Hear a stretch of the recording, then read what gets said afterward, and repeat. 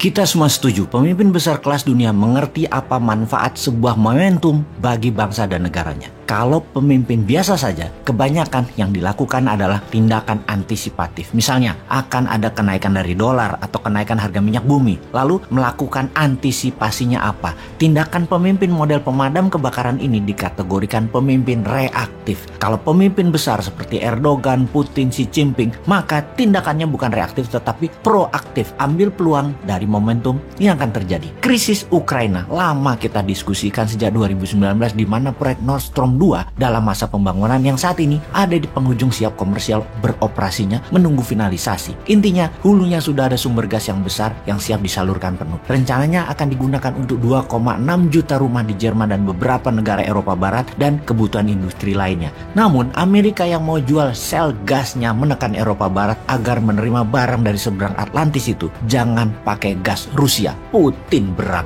Maka Rusia cari alasan selain Putin punya romantisme sejarah yang ingin membuat dirinya bagaikan Catherine the Great, sang ratu yang menyatukan seluruh wilayah yang kemudian jadi patokan Stalin menjadi wilayah Soviet, di mana Putin akan ambil balik membuat Rusia baru. Alasannya Putin tidak mau NATO ada di pagar Rusia. Kalau NATO masuk, negara yang diambil NATO tersebut akan dianeksasi, diserbu dan diambil. Kembali ke Xi Jinping. Dalam masa yang cepat, Xi Jinping dan Putin baru saja menandatangani sebuah kontrak dagang senilai 118 billion dolar untuk transaksi Tiongkok beli minyak dan gasnya Rusia. Dengan tawaran tersebut, kalau gas Rusia tidak ke Eropa Barat, sebagian diambil Tiongkok. Itu jenius. Lalu apa yang Tiongkok akan lakukan?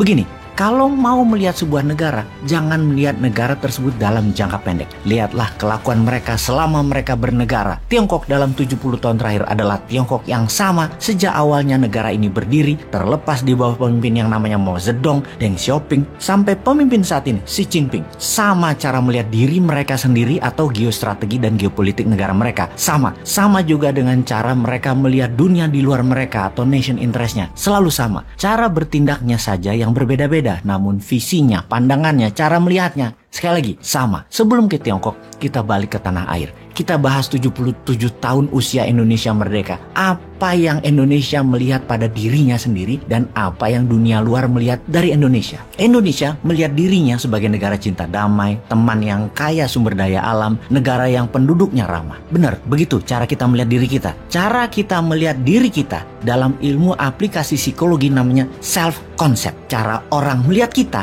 di sisi lain itu adalah namanya self-image. Self-concept adalah pikiran sadar seseorang melihat dirinya. Self-image adalah pikiran bawah sadar seseorang yang tertanam di dalam. Jadi apa yang orang lain lihat adalah self-image yang ada dalam data pikiran bawah sadar seseorang. Self-concept Indonesia melihat dirinya adalah sebagai negara cinta damai, teman yang kaya sumber daya alamnya, negara yang penduduknya ramah. Dan apakah negara lain melihat begitu? Lalu, apakah sesungguhnya self-image Indonesia? Apa gambaran citra negara lain melihat Indonesia? Indonesia itu di buku putih Departemen Pertahanan negara tetangga seperti negara Malaysia, Singapura, Australia melihat Indonesia adalah ancaman karena Indonesia citra dirinya yang dibaca oleh mereka adalah negara agresor. Sesungguhnya bawah sadar aslinya Indonesia itu adalah negara pejuang, negara global player, pengendali atau domination country yang semua itu dimainkan dengan baik oleh Gajah Mada, Hang Tuah, Prameswara, Sriwijaya dan hingga presiden pertama kita, Soekarno. Karena itu,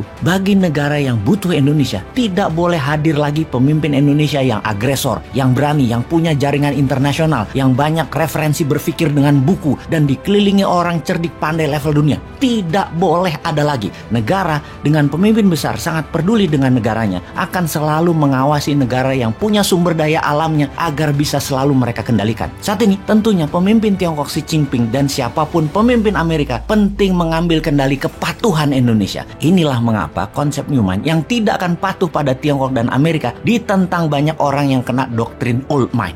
Ngomong-ngomong, langkah Xi Jinping kalau terjadi perang Ukraina, jadi belum kita diskusikan, malah fokus ke citra diri Indonesia yang dibuat nggak sadar siapa Indonesia sebenarnya itu.